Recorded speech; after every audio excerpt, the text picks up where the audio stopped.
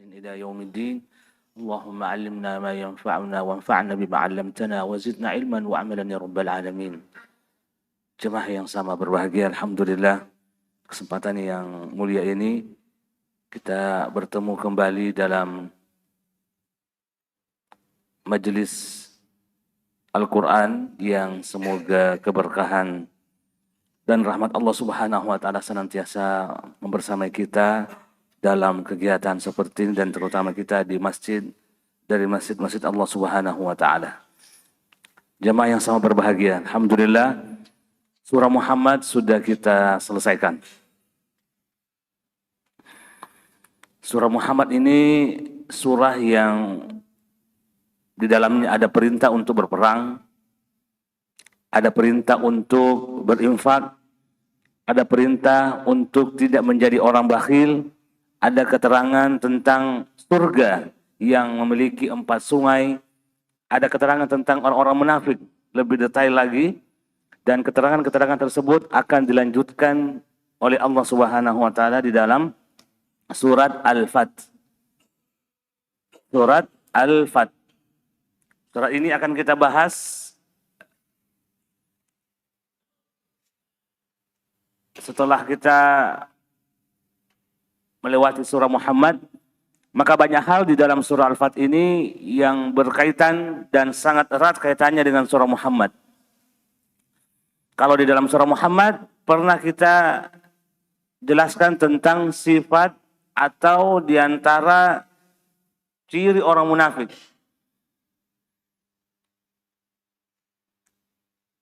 Ini surah Muhammad ini surah Makkiyah atau Madaniyah? Ini karena terlalu jauh jaraknya akhirnya mungkin agak kabur-kabur.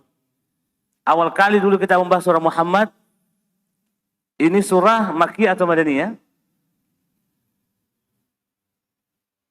Atau Makassariyah?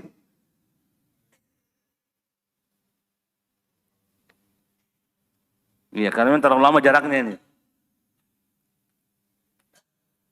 Surah Muhammad pernah kita sebutkan surah itu turun setelah perang Badar. Di awal-awal kita ceritakan tentang surah Muhammad. Dan surah Al-Fat juga surah Madaniyah. Karena turun pada akhir tahun ke-6 Hijriah. Jadi kalau perang Badar tahun kedua, perjanjian Hudaybiyah yang merupakan awal dari sebab surat ini diturunkan, itu pada tahun ke-6 Hijriah. Ada 4 tahun bedanya. Ini semua di Madinah diturunkan setelah Nabi hijrah dari Mekah ke Madinah. Dan surat Al-Fat ini surah yang menjelaskan beberapa perkara di dalam surah Muhammad yang kelihatannya masih global, masih umum-umum saja. Tapi di surah Al-Fat itu dijelaskan dengan detail, dan yang ingin kita sedikit singgung adalah, kita akan masuk dalam surah ini. Di surah Al-Fat itu betul-betul kelihatan siapa orang munafik itu. Ya, kata Allah Subhanahu wa taala dalam surah Muhammad, "Wala ta'rifannahum." Kalian, wahai orang-orang beriman, akan tahu orang-orang munafik dari mana? Fi lahnil qaul. Kadang mereka itu ketika berbicara, ada perkara yang disembunyikan dalam hati. Tapi karena berbicara nggak bisa dikontrol semua apa yang mereka katakan, akhirnya apa yang tersembunyi dalam hati, kekufuran atau ingkarnya mereka kepada ajaran Allah, itu kadang keluar lewat mulut tanpa disengaja. Itu namanya lahnul qaul. Itu dalam surah Muhammad. Kemudian lahnul qaul yang dimaksud di sini kemudian diterangkan oleh Allah di dalam surah Muhammad. Surah Al-Fat. Ya. Apa kata Allah Subhanahu wa taala? Ya. Berkatalah orang-orang munafik dari kalangan orang-orang Badui. Apa yang menjadi perkataan mereka yang membuat kita menghukumi mereka sebagai orang munafik? Ketika dipanggil untuk keluar melakukan umrah, ini kan Fathu Mekah, bukan Fathu Mekah. Al-Fat ini yang menjadi perjanjian Hudaybiyah, cerita besarnya, Itu kan Nabi dengan sahabat mau ke Mekah untuk umrah. Siapa yang belum pernah umrah di sini? Sudah semua kayaknya. Ya, yang senyum-senyum mungkin belum ini. Ya, yang belum pernah insya Allah diberikan rezeki dan kemudahan oleh Allah SWT. Jadi ini sebenarnya perjanjian Hudaybiyah atau Sulhul Hudaybiyah atau dalam beberapa literatur Sirah Nabawiyah disebut dengan Ghazwatul Hudaybiyah, perang. Tapi kebanyakan literatur sejarah mengatakan Sulhul Hudaybiyah, perjanjian. Jadi ketika diajak untuk keluar untuk melakukan umroh, kelihatan siapa orang munafik.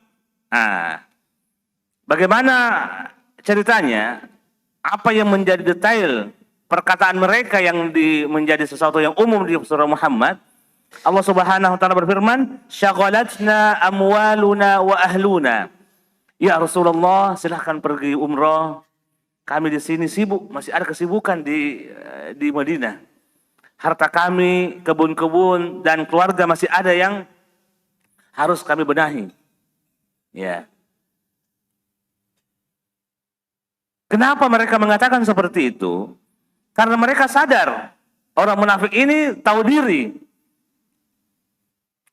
Karena biasanya kalau perang Badar, ya, itu kaum musyrikin mendekati Madinah sekitar 180 km jarak Madinah ke Badar.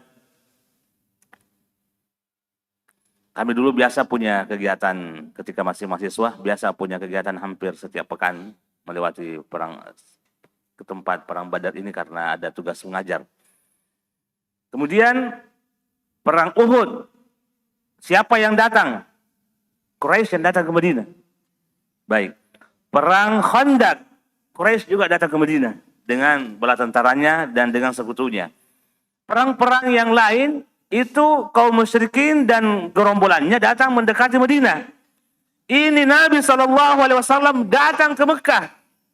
Artinya kaum munafikin memahami ini Rasulullah, ini Muhammad dan sahabatnya menjemput kematian di Mekah. Berani-beraninya mereka ke Mekah. Sementara selama ini dari awal mereka hijrah sampai tahun ke-6 itu mereka datang ke Madinah. Mendekati Madinah, perang-perang yang terjadi. Ini seperti Muhammad dan sahabatnya menyerahkan nyawa mereka ke orang kafir karena mendatangi Mekah. Padahal selama ini mereka didatangi. Nah, makanya mereka mengatakan syaghalatna amwaluna wa ahluna. Ya, kami sibuk dengan keluarga kami, masih ada pekerjaan yang belum tuntas di rumah. Itulah uzurnya, itulah lahanul qaul. Ya, keluarlah aslinya orang-orang munafik. Kalau diperhadapkan dengan kematian, keluarlah seluruh apa yang mereka sembunyikan di dalam hati. Ya, akhirnya berkatalah Allah Subhanahu wa taala dalam surah ini, ya, allay yanqalibar rasul wal mu'minuna ila ahlihim abada. Muhammad dan sahabatnya kalau ke Mekah, yakin saja la yanqalibar rasul. Muhammad dan sahabatnya tidak akan kembali lagi dalam keadaan hidup. Itu ada dalam surah ini. Nanti kita akan lewati. Tapi ini sekedar untuk memberikan informasi bahwa surah ini betul-betul membongkar orang-orang munafik apa yang menjadi hal yang disembunyikan dalam hati mereka. Langsung dikeluarkan semuanya. Lahnul qaul itu dikeluarkan oleh orang-orang munafik. Ya, kenapa kita mau bunuh diri, menyerahkan nyawa kepada kaum musyrikin di Mekah? Ya, kita ini mendatangi mereka. Biasanya mereka selama 6 tahun, mereka mendatangi kita. Ini kita datang ke sana, mau bunuh diri. Ke Mekah. Nah, itulah tadi sebab perkataannya, allay yanqalibar rasul. Tidak akan kembali rasul dari Mekah, wal mu'minuna dan orang-orang beriman, ila ahlihim abada. Kepada anak-anak dan istri mereka di Madinah. Mereka sudah give over kalau ke Mekah ini. Nah, itulah bayangkan. Munafikin menyembunyikan itu dan langsung mengeluarkan itu dengan mulutnya. Baik jemaah yang sangat berbahagia. Ada satu hal yang saya ingin tanya. Mudah-mudahan masih ada yang ingat. Mudah-mudahan masih ada yang ingat. Nabi ke Mekah ini akhirnya terjadi perjanjian Hudaybiyah karena mau umroh kan? Ingat, mau umroh. Baik. Pernah kita singgung pada pertemuan atau beberapa bulan yang lalu, setahun yang lalu barangkali. Karena saking lamanya. Pernah kita kasih sebuah aturan main dalam umrohnya Nabi. Seluruh umroh ataupun haji yang bersamaan dengan umroh Nabi SAW, itu Nabi tidak lakukan kecuali di bulan apa? Ya, Zulqa'dah. Alhamdulillah masih ada ingat. Itu rumus. Jadi Nabi tidak pernah melakukan umroh ataupun berihram untuk haji kecuali itu dilakukan di bulan Zulqa'dah. Tapi ini rumus. Nabi tidak pernah melakukan umroh di bulan Ramadan. Dan di bulan-bulan lainnya. Nabi hanya melakukan ihram untuk umroh dan juga ikut di dalamnya haji. Pada Hajjatul Wada, beliau berihram itu di bulan Zulqa'dah. Tidak ada di bulan lain. Tapi ini rumus. Dari 4 umrohnya Nabi, semua di bulan Zulqa'dah. Tapi ini diingat baik-baik, ini rumus. Makanya yang melakukan umroh di bulan Ramadan, apakah mengikuti sunnah Nabi atau tidak? Hai. Saya sudah mendaftar umroh Ramadan, Ustaz. Saya batalkan atau tidak ini? Nabi tidak pernah umroh di bulan Ramadan. Maaf. Nabi hanya melakukan seluruh ihramnya itu untuk umroh ataupun haji yang sekali itu, semua di bulan Zulqa'dah. Ingat, semua di bulan Zulqa'dah, bulan ke-11 sebelum bulan Zulhijjah, bulan 12. Ragu yang sudah mendaftar umroh Ramadan ini. Iya. Iya. Kalau umroh di bulan Zulqa'dah itu sunnah fi'liyah. Nah, supaya tidak ragu, kasih kembali lagi. Itu sunnah fi'liyah karena Nabi melakukannya. Tapi umroh di bulan Ramadan itu sunnah qauliyah. Karena Nabi pernah memerintahkan sahabatnya untuk umroh di bulan Ramadan. Fa in kana min qabil, ya, jika ada kesempatan tahun depan kepada sahabatnya, ya, yang tidak jadi ikut haji, ya, tidak jadi ikut haji karena ada menjaga istri, adalah uzur. Ya, kalau datang tahun depan silahkan umroh di bulan Ramadan. Fa innal umrata fi Ramadan ta'dilu hajjatan ma'i. Karena umroh di bulan Ramadan itu sama nilainya dengan haji bersama saya, kata Nabi, karena sahabat ini tidak ikut hajatul wada. Makanya dihibur oleh Nabi. Nanti kalau tahun depan silahkan lakukan umroh di bulan Ramadan karena umroh di bulan Ramadan itu pahalanya sama dengan haji bersama saya. Untuk tujuannya satu, menghibur sahabat yang tidak bisa ikut hajatul wada. Ya, jadi sunnah juga ya sebenarnya. Ya, tapi umroh yang Nabi lakukan tidak ada kecuali di bulan apa? Tidak ada yang keluar dari pintu masjid kecuali bawa pulang ke rumah dipasang ini. Semua umrohnya Nabi, semua niat ihramnya Nabi itu di bulan Zulqa'dah, bulan ke-11. Semuanya 4 umrohnya Nabi dan 1 hajinya. Semua di bulan Zulqa'dah. Itu sunnah fi'liyah. Ya, sunnah fi'liyah. Sunnah yang dalam bentuk amalan. Adapun umrah di bulan Ramadan itu sunnah qauliyah. Perkataan Nabi yang diperintahkan kepada sahabat. Dan Nabi juga memerintahkan sahabat untuk umrah dengan pahala yang sama dengan haji bersama Nabi sallallahu alaihi wasallam. Baik, jamaah yang sabar berbahagia.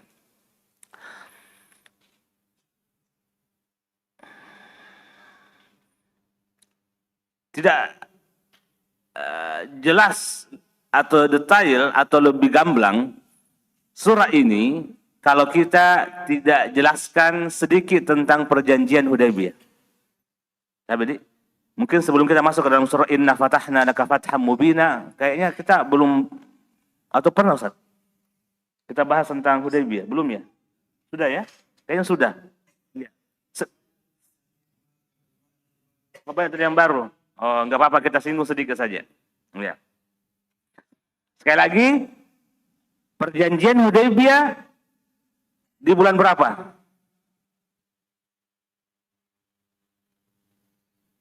Bulan? Ya. Baik. Ya karena ada yang baru, tidak apa-apa kita ulang sedikit saja. Tadi kita sudah sepakati seluruh ihramnya Nabi untuk umrah dan haji semua dilakukan di bulan Zulqa'dah. Dan bulan Zulqa'dah itu bulan haram atau bukan bulan haram? Bulan haram ada tiga yang berturut-turut. Zulqa'dah, Zulhijjah, Muharram. Ini 3 bulan berturut-turut. Dan pernah kita singgung, ini salah satu hikmah diharamkannya 3 bulan ini secara berturut-turut untuk menjaga tamu-tamu Allah ketika berangkat, ketika melakukan haji, dan ketika pulang. Ini pernah kita singgung sebelumnya. Tapi bulan haram yang 3 berturut-turut, Zulqa'dah, Zulhijjah, Muharram, 3 bulan ini diantara hikmah disyariatkannya pengharaman bulan ini adalah untuk menjaga tamu-tamu Allah ketika mereka berangkat ke Mekah, ketika sedang di Mekah melakukan nusuk haji, dan ketika mereka balik di bulan Muharram untuk ke Madinah. Nabi kan pulang ke Madinah itu sampainya akhir Zulqa'dah, Zulhijjah atau awal Muharram. Nabi sudah ada di Madinah. Jadi itu diantara hikmah pensyariatannya. Perjanjian Hudaybiyah ini, Nabi SAW itu berangkat ke Mekah untuk melakukan umrah karena Nabi bermimpi, dan itu diceritakan dalam surah ini. Ya, laqad sadaqallahu rasulahu ar-ru'ya bil haqq. Sungguh Nabi SAW melihat dalam mimpinya, la tadkhulunnal masjidal harama insyaallahu aminin.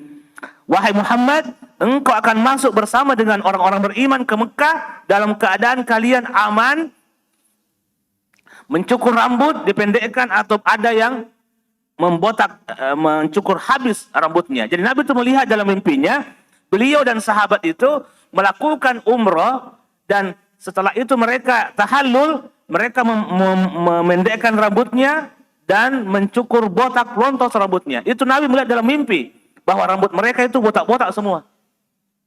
Akhirnya itulah yang kemudian membuat Nabi melakukan perjalanan umrah pada bulan Zulqa'dah tahun ke-6. Tahun ke-6 di akhir tahun ke-6 bulan Zulqa'dah. Kemudian dipanggillah sahabat. Jumlah sahabat yang berangkat sekitar 1.400 orang. Sekitar 1.400 orang sahabat. Ya, dalam keadaan mereka pakai ihram semua. Sebagian di antara sahabat, tidak semuanya, sebagian membawa pedang, tapi tidak ada yang dihunus, semua disimpan rapi di dalam sarungnya. Akhirnya apa? Dipahami mereka ke Mekah mau umrah bukan untuk berperang.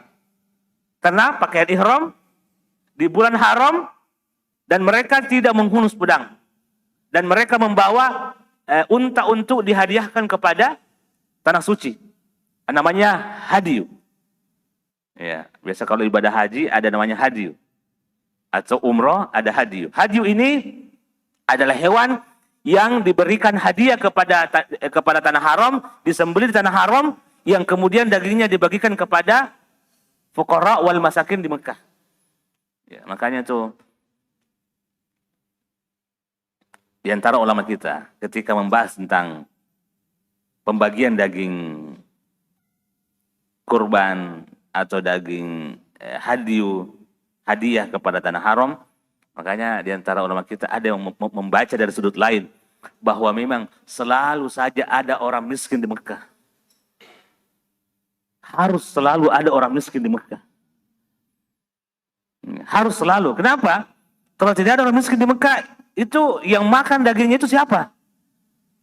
Meskipun kaya itu kerajaan, kayanya Masya Allah itu kerajaan yang menjadi pemerintah di sana, tapi Allah Subhanahu wa Ta'ala mensyariatkan daging hadiyu yang jutaan orang haji, jutaan orang pergi umroh yang ada pelanggarannya atau menghadiahkan secara cuma-cuma kepada tanah suci, mengirim hewan untuk disembelih di sana, itu selalu saja ada orang miskin. Pasti ada orang miskin di Mekah.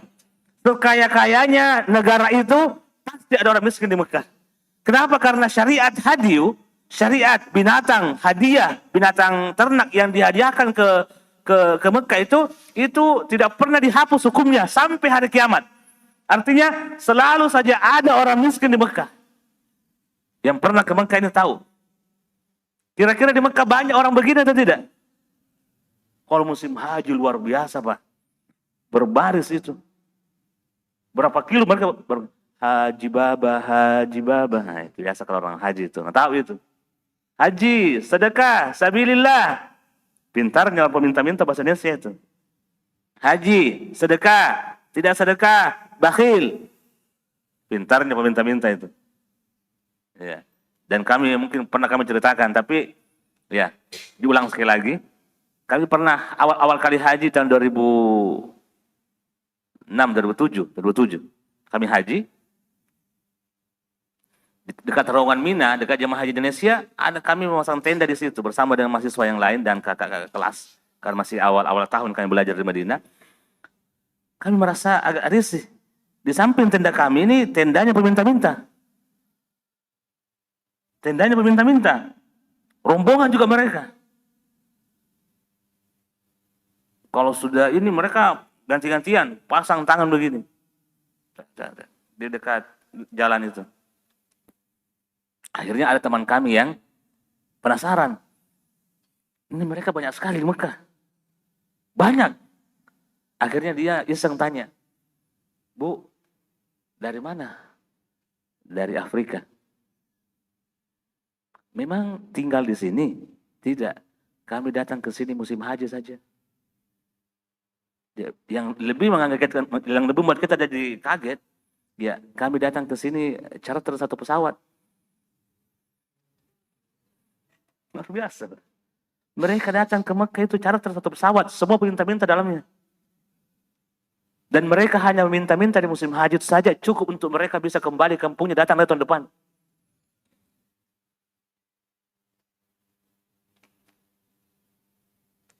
Kita kaget. Kita heran, Masya Allah. HP-nya ini untuk tahun 2007, HP yang mereka punya ini sangar. HP kita, ya kita mahasiswa ya, jangan juga disambung.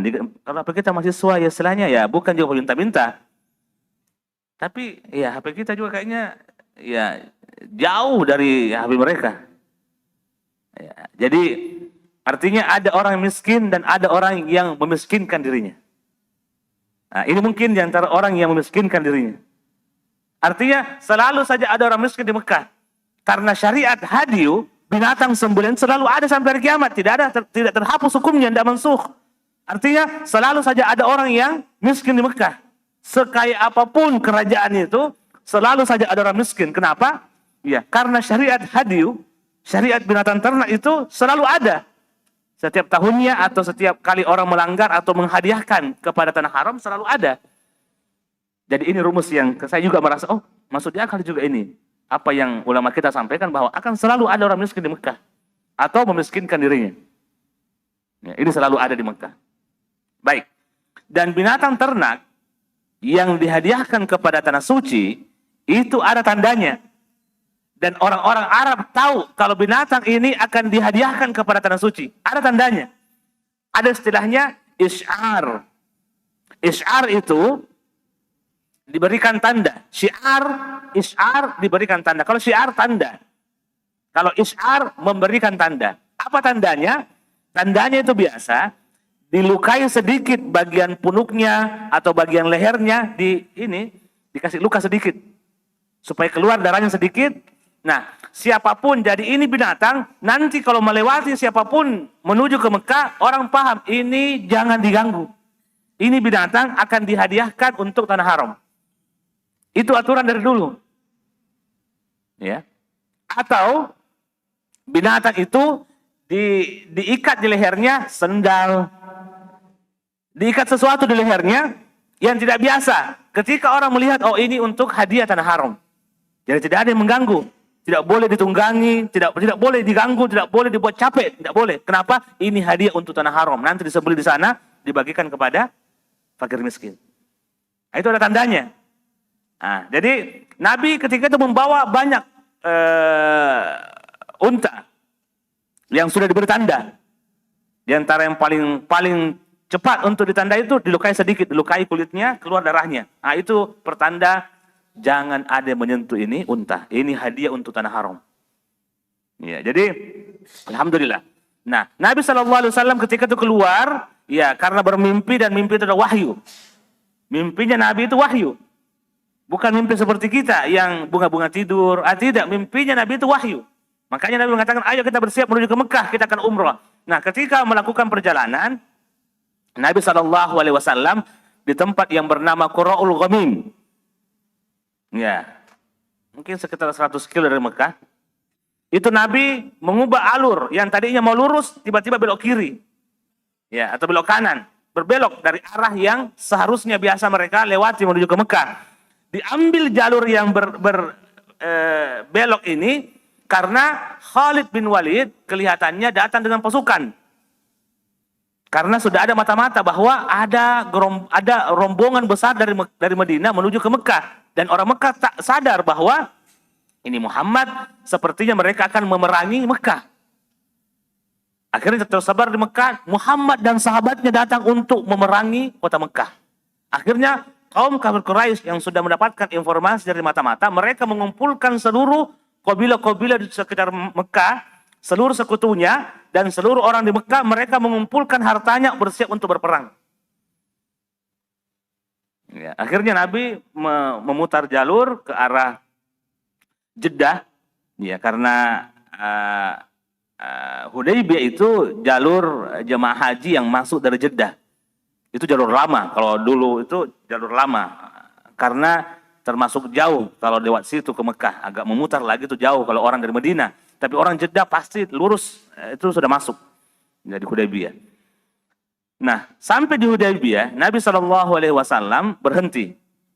Karena Nabi sadar bahwa orang di Mekah ini sudah bersiap berperang. Karena ada informasi nama dari salah seorang orang kafir di Mekah yang merupakan sekutu Quraisy. Tapi Nabi pernah juga mengambil perjanjian bersama kabilah ini, kabilah Khuzaah namanya. Orang yang memberikan informasi namanya Budail. Ya, Budail bin Warqa. Ini yang memberikan informasi kepada Nabi, ya Rasulullah.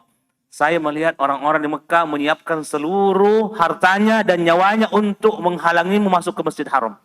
Artinya mereka mau berperang. Ya.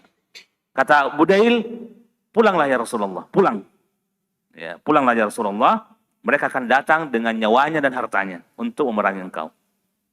Kata Nabi tidak mau. Saya datang bukan untuk berperang, saya masuk untuk umrah. Nah, Nabi berhenti di mana? Di Hudaybiyah. Kenapa Nabi berhenti di Hudaybiyah? Tidak masuk ke dalam. Karena unta beliau yang bernama Qaswa, ketika mau dimasukkan ke tanah haram, tidak mau. Kakinya menolak. Ya, sahabat mengatakan, kenapa Qaswa? Qaswa sepertinya sudah mulai tidak mendengar Nabi SAW. Kata Nabi, la, habasaha habisatul fil. Dia ini ditahan. Ya, dia ini ditahan oleh kejadian seperti Ashabul Fil. Ashabul Fil kan ketika itu tertahan. Tidak bisa masuk ke tanah haram. Datanglah burung ababil. Tertahan. Tidak bisa masuk di tanah haram. Nama daerah tempat tertahannya Ashabul Fil itu daerah sebelum Musdalifah. Karena Musdalifah itu tanah haram. Mina tanah haram juga. Kalau Arafah bukan tanah haram. Ya. Jadi sebelum masuk ke Musdalifah ada tempat namanya Wadi Muhassir. Wadi Muhassir itu kalau kita dari Arafah sebelah kiri. Ada gunung-gunung di belakang itu ada wadi, ada lembah yang ya bekas sungai yang tidak ada airnya. Coba kayak bekas sungai kalau hujan ada airnya. Nah, itu namanya Wadi Muhassir. Wadi Muhassir itu tempat berhentinya pasukan Ashabul Fil. Berhenti di situ tidak bisa masuk ke tanah haram. Nah, kata Nabi SAW, ini Qaswa sama kasusnya dengan Ashabul Fil, ditahan untuk masuk ke tanah haram. Maka sahabat itu semua berhenti sebelum masuk tanah haram. Takut terjadi perang, ditahanlah di situ. Ya. Ditahan di situ. Akhirnya Nabi menunggu beberapa utusan. Kata ulama kita ditabe. Kenapa? Ya di antara hikmahnya. Kenapa Nabi SAW ditahan di Hudaybiyah, Qaswa tidak mau maju? Ya, supaya kata Nabi, kata ulama kita, supaya tidak terjadi pertumpahan darah. Mereka sebenarnya datang untuk umroh, tapi kan mereka ada yang membawa pedang, tapi pedangnya disimpan di sarungnya, tidak boleh dihunus pedangnya. Nah, sampai kemudian datanglah beberapa utusan, ya kita tidak sampai datanglah beberapa utusan semuanya. Ya, Nabi mengatakan apapun yang mereka minta dari perundingan, intinya perundingan itu menjaga kesucian tanah haram, maka saya akan terima. Apapun itu.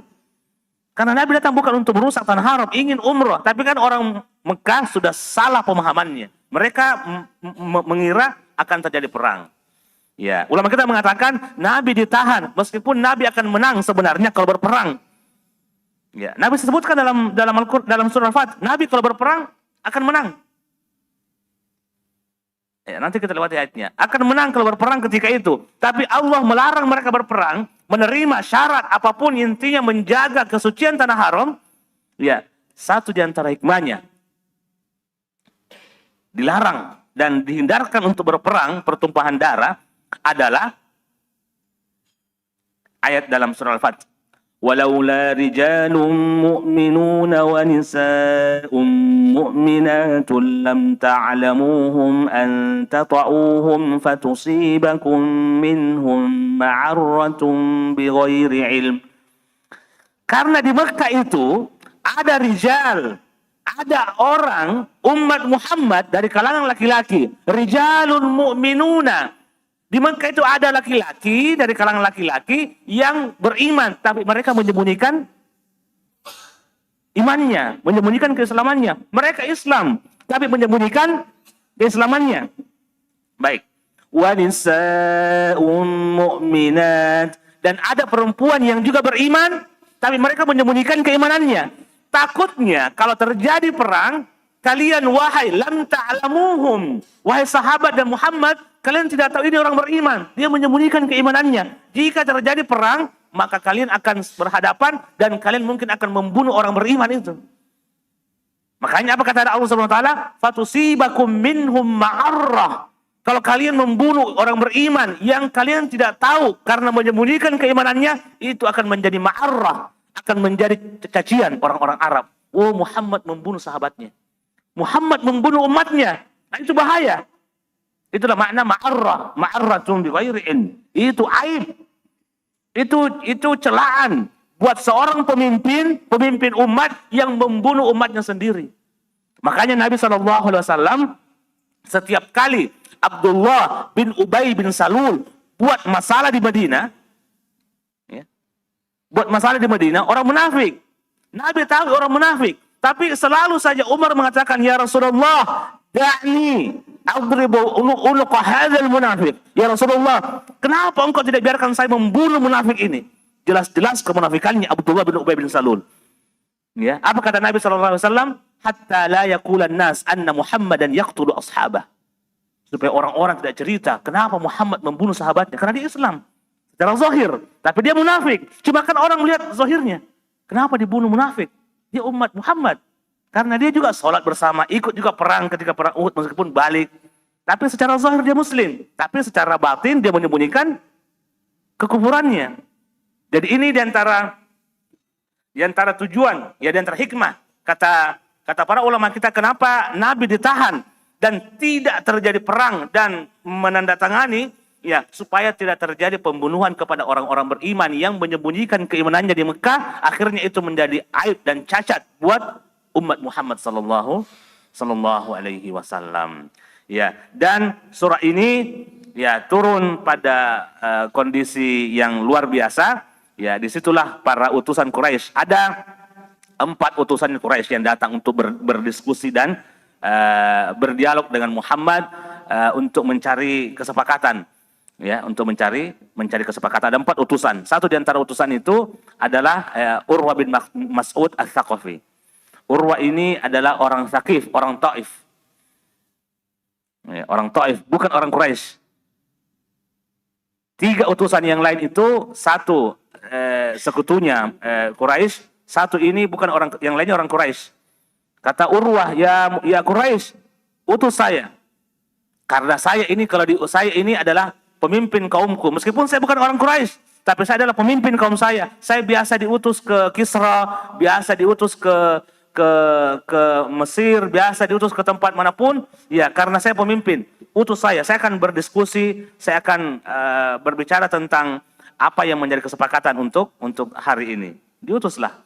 Nah, disitulah kemudian kelihatan bagaimana Muhammad SAW dan para sahabat memperlakukan sebuah syariat yang luar biasa.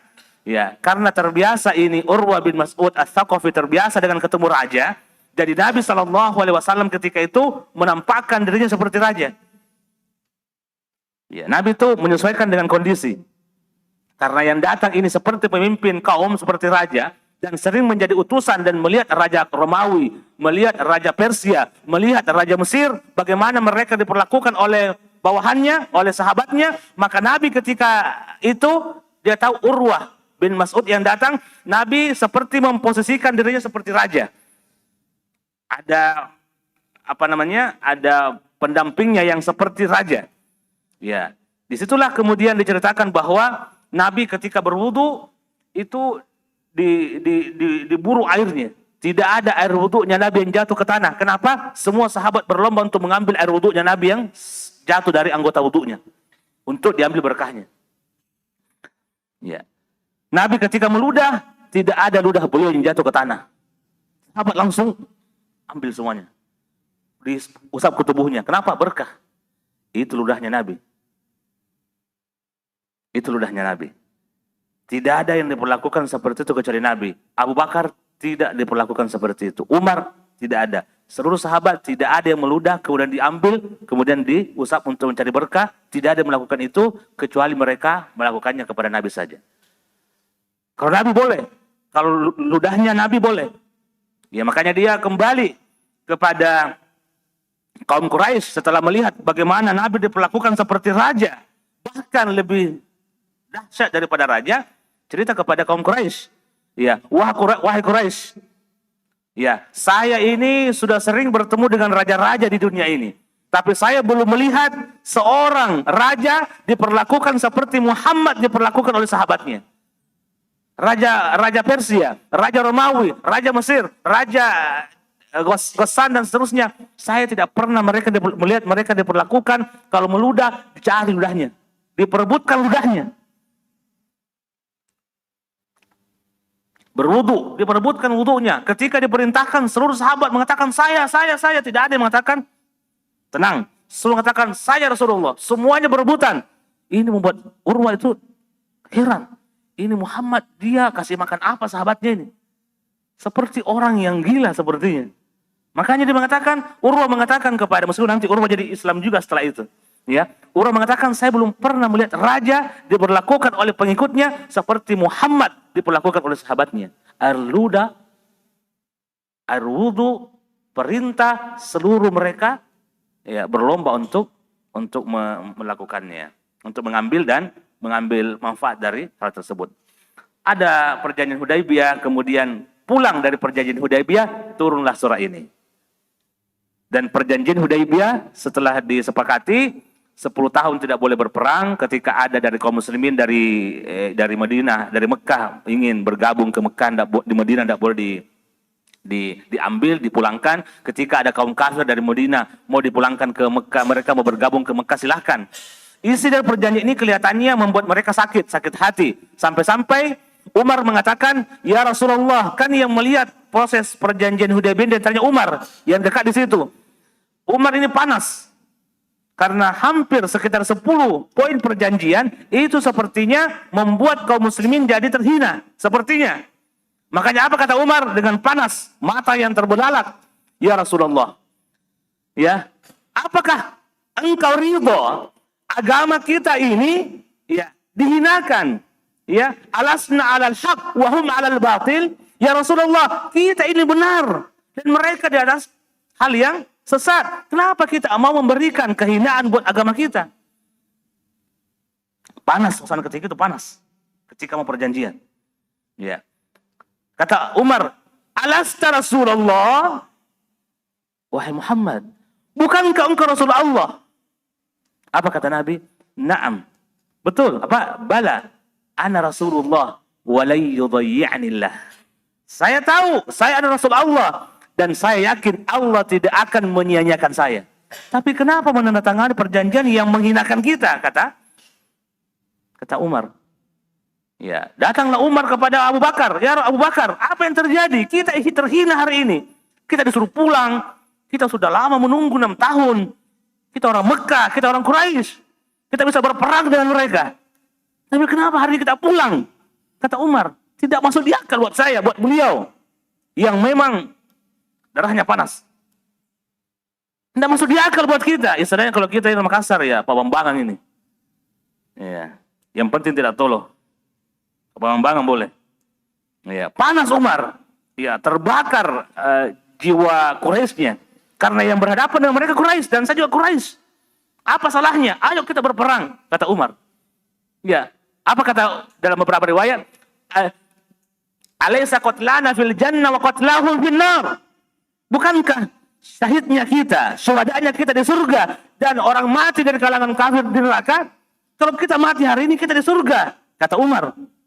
Apa salahnya kita berperang hari ini? Wah, ini kalau sudah panas, Pak. Iya, harus didinginkan. Ya, makanya mendinginkan Umar itu Abu Bakar. Datang Umar kepada Abu Bakar, ya Abu Bakar, lihat hari ini kita dihinakan. Ya, apakah engkau masih yakin dia Rasulullah?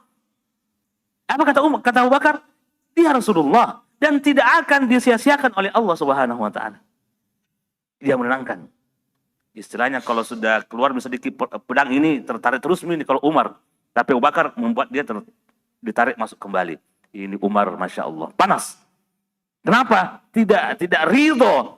Kita ini Quraisy dan kita berhadapan dengan Quraisy. Apa masalahnya? Kita satu level ini. Dan mereka menghalangi kita dari tempat yang kami juga hormati dan mereka juga hormati. Apa salahnya? Ya. Tapi diterima dengan panas, ya dengan penuh ya keriduan mau di apa. Tapi khawatir juga Umar, jangan sampai ada ayat turun karena saya.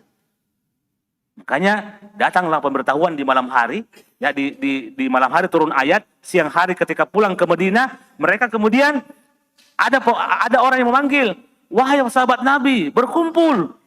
Mulai was-was Umar. Wah, kalau ada berita berkumpul dari Nabi, ada ayat turun lagi.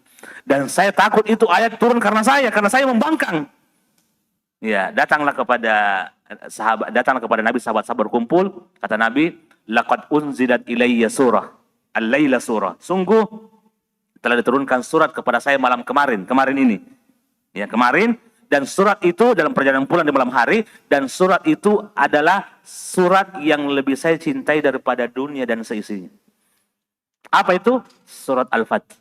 Inna fatahna laka fatham mubina. Kami akan memberikan kemenangan kepadamu wahai Muhammad, dengan kemenangan yang jelas, nyata di depan mata. Meskipun kalian tadi dihinakan dengan perjanjian, tapi tidak, Allah memberikan sebuah janji bahwa kemenangan akan datang. Makanya sahabat bertanya, awalaysa fathun ya Rasulullah? Ya, awalaysa fathan ya Rasulullah? Apakah itu kemenangan buat kita ya Rasulullah? Itu adalah kemenangan buat kita. Tenanglah sahabat. Yang tadinya 6 tahun kita menunggu. Kita orang Mekah, 6 tahun, ini kampung kita. Sedih, tapi kata Nabi, ini adalah kemenangan. Akhirnya mereka tenang. Ya, satu di antara kemenangan. Sebelum kemenangan yang lebih jelas lagi, sebenarnya kemenangan yang besar itu adalah ketika mereka mampu menundukkan jiwa mereka untuk menerima perjanjian yang menyakitkan. Itu kemenangan terbesar sebenarnya. Makanya kata Ibnu Mas'ud, ya, kami di zaman itu menganggap bahwa kemenangan yang besar itu bukan kemenangan di Mekah, waktu Mekah, bukan. Tahun ke-8. 2 tahun setelah ini. Bukan Fatu Mekah kemenangan yang sebenarnya. Kemenangan yang sebenarnya adalah ketika kami mampu menyabarkan diri menerima perjanjian Hudaybiyah yang menyakitkan. Itulah kemenangan, karena dari situlah muncul kemenangan. Karena tahun ke-7 setelah pulang dari Hudaybiyah, Nabi berperang di Khaybar dan Nabi menang. Itu satu janjinya yang sudah terbukti. Dan tahu berapa lama perang Khaybar? Pernah kita sebutkan di sini. Berapa lama perang Khaybar? 6 bulan. 1 semester. Bayangkan Pak, ada pelajaran perang 1 semester. 1 semester 5 bulan Ji. Ini 6 bulan Nabi perang di Khaybar. Dan itu kemenangan yang pertama didapatkan setelah Nabi pulang dari Hudaybiyah. Maaf, Hudaybiyah itu jaraknya dengan Masjid Haram 30 km. Itu batas tanah haram yang paling jauh. kami pernah di kantor Ta'zim Al-Baladil Haram dan melihat beberapa batas tanah haram, dan ternyata batas tanah haram yang paling jauh itu adalah Hudaybiyah. Sekitar 25 sampai 30 kilo jaraknya ke Masjid Haram. Itu batas tanah haram yang paling jauh. Nah, jadi jamaah yang sabar berbahagia karena kita mengulang sedikit tentang Hudaybiyah. Tapi secara umum, ya, Hudaybiyah ini mengajarkan kepada kita tunduk dan taat kepada Allah Subhanahu wa taala meskipun kelihatan menyakitkan. Tapi Allah menjanjikan, "Fatahna laka fathan mubina." Kami akan memberikan kemenangan kepadamu wahai Muhammad. Meskipun kelihatan awalnya sakit, tapi tidak. Kemenangan akan datang kepadamu. Dan sekali lagi, satu kemenangan yang pertama kali didapatkan oleh Nabi setelah pulang dari Hudaybiyah adalah perang Khaybar, perang melawan Yahudi. Dan itu terjadi selama 6 bulan perang itu lamanya. Karena banyak benteng ada puluhan benteng yang ditaklukkan oleh Nabi. Karena masing-masing benteng itu ada lagi benteng di belakangnya. Dan itu orang Yahudi bersembunyi di balik benteng itu. Mereka takut. Ya, bersembunyi di balik benteng, tidak mau berhadapan. Ya, orang Yahudi itu tidak mau berhadapan langsung. Mereka takut. Makanya mereka bersembunyi di balik benteng. Lama, ada 1 bulan. Ada benteng 1 bulan dikepung. Setelah 1 bulan baru mereka menyerah. Ya, baru mereka menyerah. Ini barangkali jamaah sekalian, insya Allah mudah-mudahan kita bisa sambung pada pertemuan berikutnya. Ingat bahwa surah ini penuh dengan kabar gembira. Ini surah Al-Fath, surah yang penuh dengan kabar gembira bagi Nabi SAW dan sahabat serta umatnya. Jika kita mampu untuk sabar dengan perintah Allah, maka akan ada kemenangan dan janji yang manis yang Allah berikan pada akhirnya. Subhanakallahumma bihamdik, asyhadu an la ilaha illa anta astaghfiruka wa atubu ilaik. Wa sallallahu wa sallim ala nabiyyina Muhammadin wa akhiru da'wana anil hamdulillahi rabbil alamin. Assalamualaikum warahmatullahi wabarakatuh. Iya, makasih Ustaz. Jemaah sekalian, silakan yang mau bertanya. Ada yang bertanya? Silakan. Tidak ada? Ada yang bertanya? Saya tadi tentang hadyu itu, apakah harus ke penduduk yang ada di Mekah atau bisa dikirim ke negara-negara lain? Ya, karena ada itu Menteri Agama kan mengalihkan itu. Iya. Masya Allah. Ada Ustaz. Masya Allah. Ini yang sempat viral juga ini. Fatwa dari Dewan Fatwa Mesir. Ya, mengatakan bahwa mereka memfatwakan bolehnya menyembeli hadyu di tanah Mesir sendiri. Jadi jemaahnya ke sana, tapi penyembelihannya dilakukan di Mesir. Nah, ini memang tempat ada fatwa dari lembaga fatwa Mesir yang mengatakan bahwa bolehnya dan dianjurkannya untuk kondisi sekarang, ya karena sudah berlebihan daging di sana, akhirnya mereka mengatakan bahwa ya kenapa untuk memudahkan, ya karena banyak juga yang berhak di Mesir, untuk masalah ekonomi, ya di Mesir juga banyak, daripada dikirim keluar ke Mekah, kemudian dikirim lagi pulang ke Mesir lagi, ya karena di sana itu di Mekah ada memang ada proyek pengumpulan daging kurban, pengumpulan daging hadyu, itu ada memang lembaga yang melakukannya. Ketika dikumpul, disimpan di freezer, ya tempat lemari pendingin yang besar-besar itu, di rumah pendingin, ya gedung pendingin yang besar-besar itu nanti kemudian dikirim juga keluar. Ya, daripada dikirim keluar butuh lagi, kenapa kita tidak sembelih saya di sini? Ya, di kampung kita, jemaah haji kita ke sana, hadiyunya itu disembelih di sini. Supaya mengurangi beban-beban, dikirim ke sana kemudian di packing lagi, kenapa tidak disembelih saya di sini dengan niat hadiyu? Ya. Lembaga fatwa ini membolehkan dari pandangan maslahat. Ya. Tapi ya lembaga fatwa yang lain tetap dengan pendirian bahwa hadiyu itu kekhususan tanah haram. Dia punya kekhususan, makanya ditandai, ya, dan pelanggarannya di sana. Kalau tidak melanggar tidak akan disembelih, tapi karena dia berhubungan dengan tempat maka dikirimlah ke sana. Nanti dari sana dikirim kembali karena ini ada. Tapi lembaga fatwa melihat bahwa ada maslahat yang besar yang berhak lebih banyak di luar. Kemudian juga keluarga-keluarga dari yang berhaji lebih berhak atas dagingnya karena mereka atas harta mereka. Jadi bagusnya dikembalikan kepada harta yang orang keluarga dekat dari orang tersebut. Ya, ini memang fatwa yang seperti itu. Tapi kebanyakan yang lain dan di Saudi sendiri lebih memilih tetap dengan syariat awal bahwa hewan hadyu ini dia merupakan kekhususan tanah haram. Jadi tidak disembeli kecuali di tanah haram. Makanya Allah mengatakan hatta yablughal hadyu mahillahu, sampai hadyu itu di tempatnya yaitu di tanah haram dan sampai pada waktu penyembelihannya yaitu tanggal 10. Tanggal 10 Zulhijjah itu waktunya dan di tempatnya itu di tanah haram. Nah, ini barangkali ya mesti sampaikan. Ya. Syukran. Ada yang mau lagi bertanya? Kalau tidak ada, Iya. kita akhiri. Ini panitia segera pasangan itu jalan kotanya. Nanti selesai sholat sunnah baru kita mencicipi itu jalan kota. Kita tutup pengajian kita dengan doa kafarat majelis. Subhanakallahumma rabbana wa bihamdik asyhadu an la ilaha illa anta astaghfiruka wa atubu ilaik. Wassalamualaikum warahmatullahi wabarakatuh. Waalaikumsalam.